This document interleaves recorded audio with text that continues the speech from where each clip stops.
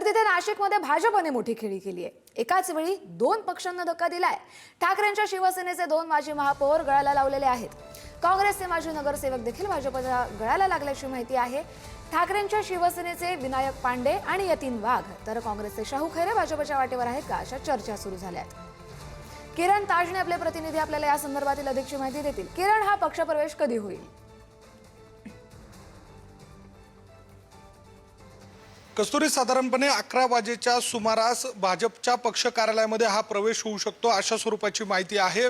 मंत्री गिरीश महाजन यांच्या उपस्थितीमध्ये हा प्रवेश होणार असल्याची माहिती आहे। आणि एकूणच जर बघितलं तर भाजपनं एकाच वेळेला दोन पक्षांना धक्का दिलेला आहे।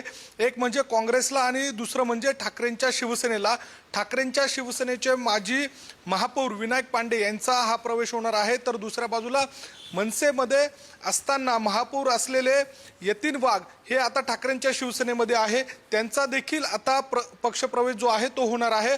आणि महत्त्वाची बाब म्हणजे काँग्रेसचे ज्येष्ठ नेते शाहू खैरे यांचा हा प्रवेश होणार आहे। त्यामुळे एकूणच काँग्रेसला देखील हा मोठा धक्का मानला जातोय। जुन्या नाशिक परिसरामध्ये असलेले हे तिन्ही दिग्गज नेते आजच्या दिवशी भाजपमध्ये जाणार आहे।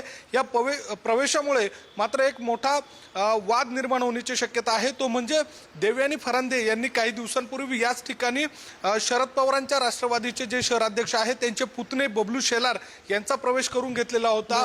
दुसऱ्या बाजूला त्यांचे काही समर्थक आहे, कार्यकर्ते आहे, यांच्या घरात किंवा त्यांना अशा स्वरूपाची प्रभाग 13 मधून उमेदवारी देण्याची देखील तयारी सुरू होती। आणि अशा सगळ्या परिस्थितीमध्ये काही वेळानेच या तिन्ही नेत्यांचा जो प्रवेश होणार आहे तो पाहता या ठिकाणी भाजपसमोर मोठा पेच निर्माण होण्याची शक्यता आहे। त्यामुळे येत्या काळामध्ये या सगळ्या महायुतीच्या माध्यमातून ज्या निवडणुका लढवण्याचा जो प्रयत्न आहे तो या ठिकाणी धूसर होताना दिसतोय।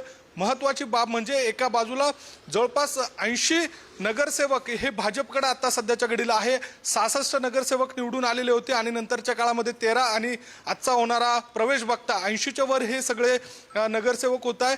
त्यामुळे उर्वरित ज्या 122 पैकी 80 जागा जात आहेत, त्यामुळे अवघ्या 40-42 जागा ज्या शिल्लक राहत आहेत त्या इतर मित्र पक्षांना कशा देणार। दुसऱ्या बाजूला शिंदेच्या शिवसेनेनं देखील 50 जागांवर मागणी केलेली आहे आणि ती पाहता शिंदेच्या शिवसेनेची जी मागणी आहे ती पूर्ण होणार नाहीये। आणि साहजिकच यामुळे महायुतीमध्ये मिठाचा खडा पडण्याची शक्यता आहे। नाशिकमध्ये महायुतीच्या ज्या चर्चा सुरू आहेत ती पाहता, रस्सीखेच पाहता महायुती होणं देखील दुसर झालंय। मात्र दुसऱ्या बाजूला भाजपनं एकाच वेळेला दोन पक्षांना नाशिकमध्ये धक्का दिलाय। धन्यवाद तुम्ही दिलेल्या सविस्तर अपडेटसाठी।